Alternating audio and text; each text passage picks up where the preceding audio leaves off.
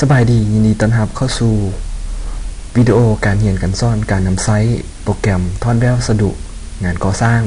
หรือว่าโปรแกรม SL Quality Takeoff ซึ่งที่มาของโปรแกรมของเขาก็เนื่องจากว่าในเรื่องงานของวิศวกรรมโยธาของเขาในการทอดแบบวัสดุแม่นนับมือนับมีปริมาณหลายขึ้นและมีความต้องการที่จะต้องประหยัดเวลาให้หลายขึ้นเนาะดังนั้นข้าพเจ้าจึงเล็งเห็นความสำคัญในการนำไซต์โปรแกรมเข้าสู่ในเรื่องงานการทอดแบบวัสดุซึ่งข้าพเจ้าได้พัฒนาโปรแกรมขึ้นบนพื้นฐานของโปรแกรม Excel เนาะซึ่งว่าหน้าตาของโปรแกรมของพวกเราจะเป็นอย่างไรนั้นเข้าไปรับชมกันเลยเมื่อเข้ามาเนาะโปรแกรมของเราจะโบราณเถื่อนเนื่องจากว่าโปรแกรมของเราเนี่ยได้เขียนมาโครและสุดคำสั่งฟังไว้ทุกๆครั้งที่เราเปิด Excel ขึ้นมา Excel จะมีข้อความขึ้นมาเตือนเนาะเตือนว่าเราต้องการให้มาโครที่เราสร้างขึ้นนั้นแลนด์ได้บ่สเต็ปทำอิฐเราเข้ามาที่ Option เนาะในการเปิดโปรแกรมเข้ามาตัวที่2เนาะเข้ามาหัวข้อที่2แล้วก็โอเคเนาะเมื่อเราเปิดให้มาโครเราแลนด์แล้วก็จะมีหน้าตาขึ้นมาเนาะคือเป็นหน้าตาส่วนป้อนรหัสผ่านเพื่อป้องกันโปรแกรมของเราเจ้าจะป้อนรหัสผ่านคลิกโอเคเนาะจากนั้นก็สิมาเข้ามาสู่การนำใช้โปรแกรมเนาะก็คือพวกเราก็คือเข้าสู่โปรแกรมจะมีปุ่มเข้าสู่โปรแกรมเนาะ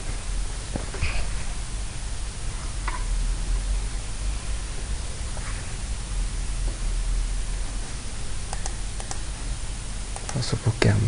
ซึ่งจะมีหน้าต่างขึ้นมาให้เราป้อนซื้อโครงการที่ตั้งของโครงการบริษัทและวิศวกรเนาะซึ่งก็สามารถเขียนเป็นภาษาลาวได้เนาะตัวอย่างข้าพเจ้าสิเขียนเป็นภาษาลาวเนาะซื้อโครงการบ้าน2 ชั้นเนาะ2 ชั้น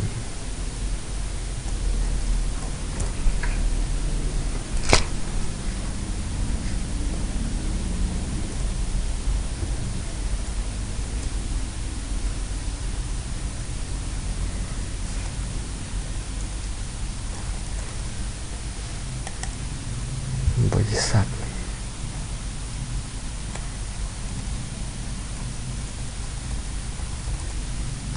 วิศวกรบริษัท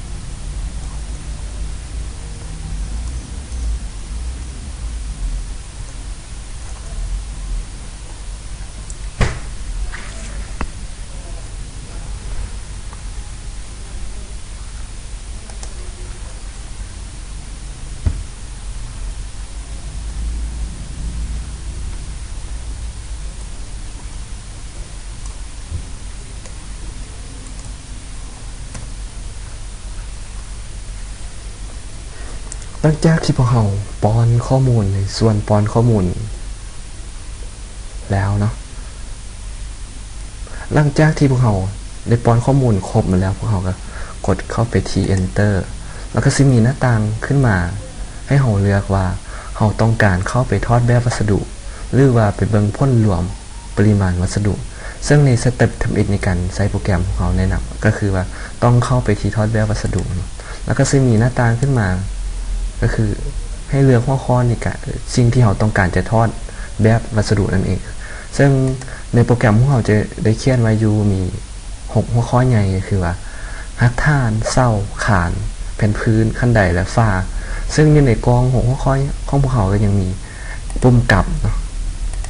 กลับคืน เป็นหน้าเมื่อกี้แล้วก็มีปุ่มบันทึกนะเป็นปุ่มเซฟเป็นปุ่มเซฟที่พวกเขาเป็นปุ่มเซฟแล้วก็มีปุ่มบันทึกเนาะซึ่งไว้บันทึกแล้วก็มีปุ่มบันทึกเพื่อที่จะบันทึกการเฮ็ดเวียกของเรา